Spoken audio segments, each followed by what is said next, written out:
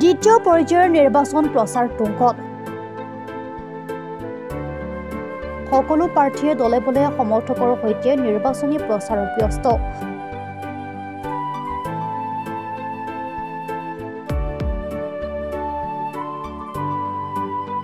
আজি আমি পলাকবাৰী সমষ্টিৰ অন্তৰ্গত ৬৫ নং চম্পকনগৰ গাঁও পঞ্চায়তৰ বিষয়ে ক'বলৈ আগবাঢ়িছো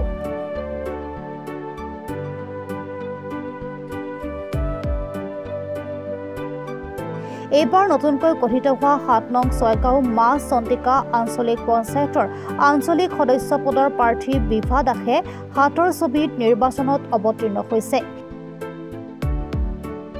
হয় নমস্কাৰ মোৰ নাম শ্ৰী বিভা দাস মই ৬৫ নম্বৰ চম্পকনগৰ গাঁও পঞ্চায়তৰ পৰা কাউন্সিলৰ পদত মই হেৰি গৈছো মনোনীত হৈছো প্ৰাৰ্থী হিচাপে হয় আপোনাৰ প্ৰতীক চিহ্ন মই প্ৰতীক চিহ্ন হাত লৈছো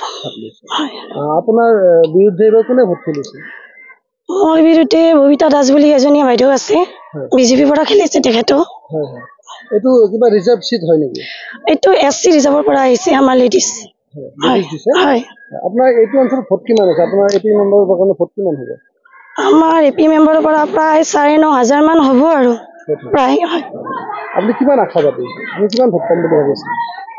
মই আশাবাদীটো মই 90% বৰ্তমানলৈকে আশাবাদী হৈ আছো তথাপি ৰাইজৰ যদি সহায় সহযোগিতা আৰু আশীৰ্বাদ আৰু অলপ বেছিকৈ দিয়ে মই নিশ্চয় আগবাঢ়ি যাব পাৰিম আৰু ৰাইজৰ হকে মই আগবাঢ়ি আহিছো যেতিয়া মই ৰাইজৰ সেৱা কৰিম বুলি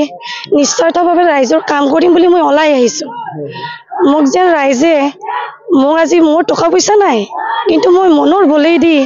মই আজি আগবাঢ়ি আহিছো ৰাইজৰ সেৱা কৰিম বুলি আগবাঢ়ি আহিছো তেওঁলোকে যেন মোক বিপুল সহাৰি কৰি মোক যেন নিজৰ বুলি ভাবি যেন মোক ভোটটি দি জয়যুক্ত কৰি ৰাইজৰ লগত কি এখন জনাব মানে মই ৰাইজৰ পৰা এইটোৱে বিচাৰিছো যেন মোক ৰাইজে এজনী কাউন্সিলৰ হিচাপে নহয় এজনী মোক মানুহজন হিচাপে চাওক মানুহজনে মই কি কৰিব পাৰো কি কৰিব নোৱাৰো সেইটো চাওক কিছুমান বস্তু টকাৰ বলে দি নহয় আৰু মই টকাই দি নহয় মই মানুহৰ মৰমে দি মই হেৰি কৰিব খোজো আৰু মই এইবাৰে মই নতুন হয় মই এই ক্ষেত্ৰত নতুন মই এই বিষয়ে বেছি ক'বও নোৱাৰো নাজানো মোৰ মানুহে যেন মানে মোক চাই আৰু ভোটটো দিয়ে আৰু এই পঞ্চায়তৰে ৯ নং ৱাৰ্ডৰ প্ৰাৰ্থী উজ্জ্বল কলিতাই সাংবাদিকক এনেদৰে কয় নমস্কাৰ মোৰ নাম উজ্জ্বল কলিতা মই চম্পকনগৰ গাঁও পঞ্চায়তৰ ৯ নম্বৰ ৱাৰ্ডৰ পৰা খেলিছো সেইখন গাঁওখনৰ নাম কি আছে ৱাৰ্ড মেম্বাৰ হয় প্ৰতীক চিহ্ন আমাৰ কাপ প্লেট হয় আমাৰ মই যোৱাবাৰ প্ৰেচিডেণ্ট আছিলোঁ এই চম্পকনগৰৰে সেইকাৰণে এইবাৰতো ধৰক হেৰি মেম্বাৰৰ পৰা হ'ব সেইকাৰণে খেলিলোঁ আৰু ৰাইজৰ মানে দাবীত আৰু ৰাইজে বিচাৰিছে মোৰ গাঁও ৱাৰ্ডত আমি 4জন আছো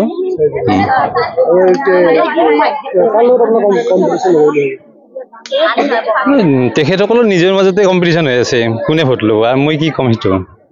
তেখেতসকল এনেই যিখিনি ধৰক চবৰে ছাপোৰ্ট থাকে গম পাই 1400ৰ ওপৰত আছে কিন্তু আমাৰ পোল ধৰ হেৰি হ'ব আমাৰ 1400 অলপ তলত হ'ব 2-4জন ঢুকুৱা মানুহ আছে সেইখিনি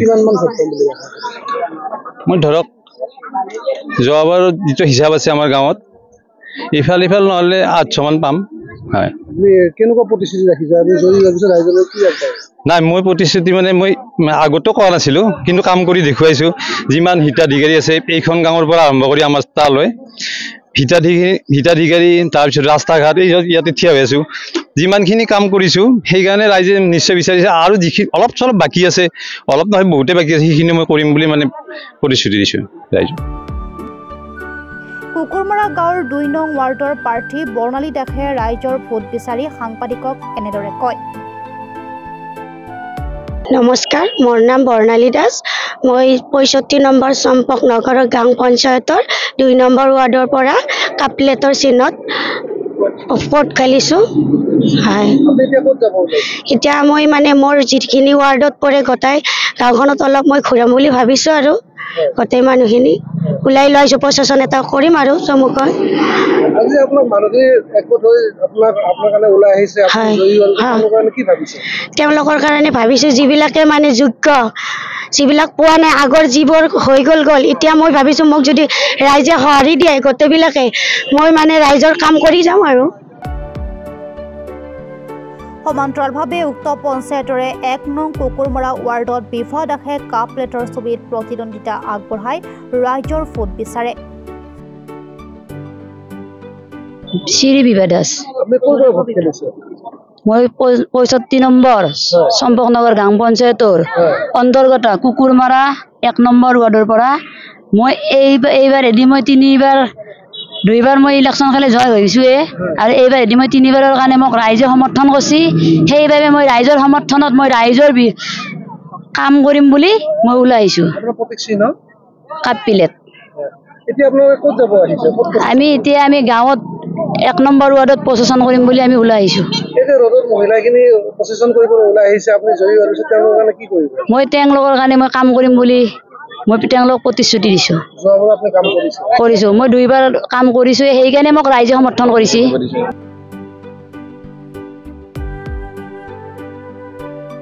নিউজ ডেস্ক ৰিপৰ্ট প্ৰাত টাইম ডিজিটেল অসমৰ সংবাদ জগতখনৰ বাবে এক সুখৰ খবৰ আপোচবিহীন ৰাইজৰ কণ্ঠ সাপ্তাহিক কবচ পুনৰ এবাৰ অসমৰ ৰাইজৰ মাজলৈ স্বত্বাধিকাৰী প্ৰণীতা কলিতাৰ দ্বাৰা প্ৰকাশিত আৰু আপোচবিহীন একাংশ নপুৰণি অভিজ্ঞতাপুষ্ট সাংবাদিকৰ দ্বাৰা প্ৰচাৰিত তথা eco printing press Guwahati Katabari গড়চুকত মুদ্ৰিত সাপ্তাহিক কবচ এতিয়া অসমৰ বিভিন্ন প্ৰান্তত উপলব্ধ আমাৰ ঠিকনা মুখ্য কাৰ্যালয় অসম ফৰেষ্ট স্কুল হৰি মন্দিৰ পথ গুৱাহাটী আৰু উপ কাৰ্যালয় Kalita market Bijoynagar Kamrup Assam mobile number হৈছে 9435114666 7002472813 আমাৰ ইমেইল আইডি হৈছে kobos2025@gmail.com